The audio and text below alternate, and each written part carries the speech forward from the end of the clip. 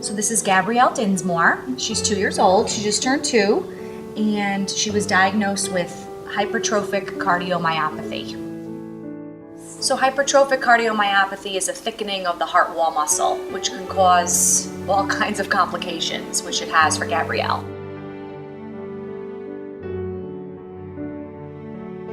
When you hear that when your child is sick, you don't really know what to do about it. It was devastating for us. I mean, we have hopes and dreams that we'd have a healthy child, obviously, and you never know what life holds in store for you. When Gabrielle was diagnosed, we prayed that she would have a normal life.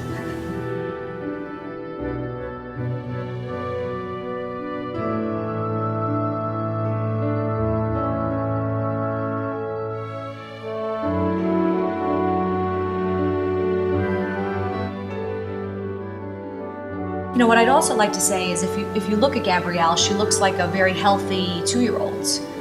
She's walking, talking, developmentally she's hitting all her milestones. She's small for her age, and certainly that is probably impacted by her heart disease. But if you look at her, she looks like a very, normal, healthy child. And heart disease doesn't discriminate. It could affect anybody.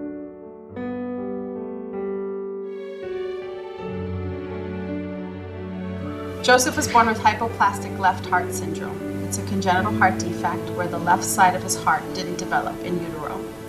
And so the left ventricle, the mitral valve, and the aorta are all underdeveloped. And that basically means that his body normally gets oxygenated blood from the left ventricle, and he doesn't have a left ventricle.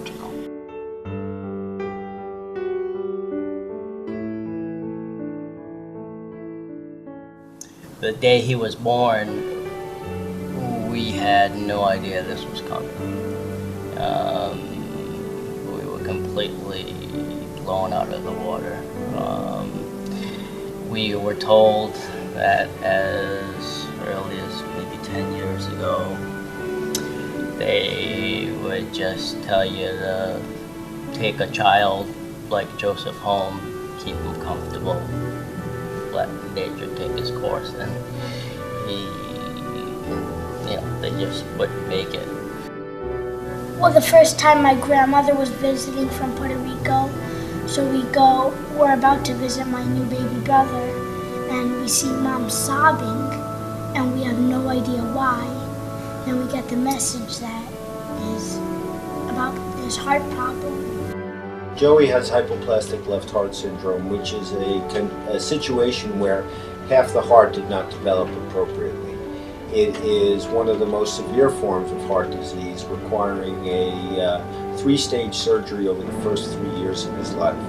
And in general, the results are pretty good nowadays, but they were not always.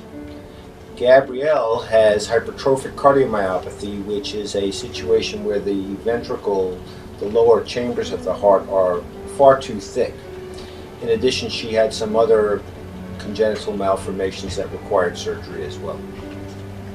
The fact that people who are not affiliated with this issue on a day-to-day basis are willing to step up, contribute, and help advance our cause is really very gratifying, and I really appreciate it. The need to fund, over the last few years I've donated a significant amount of money to Lifespan, much of it at Miriam for heart labs and that type of thing. But the real research has to continue in order to be able to generate new solutions, less minimally invasive, and to help people to solve their problem before it gets to the point where they're ill and in hospitals.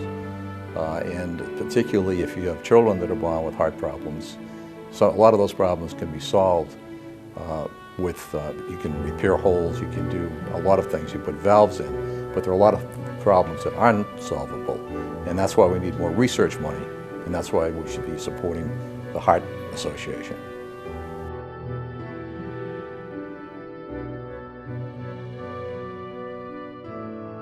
What I'd like to do now is ask everybody that's here tonight to think and search their soul and donate as much as they possibly can to the Heart Association so that we continue this research. And it will benefit all of us and our children and everybody in the country. So I look forward to you reaching deep and doing something. I want to thank you all very much for being here tonight, for supporting the work that the AHA does, and I'd like to especially thank you on behalf of my patients who have been able to do quite a bit better as a result of your generosity. Thank you very much.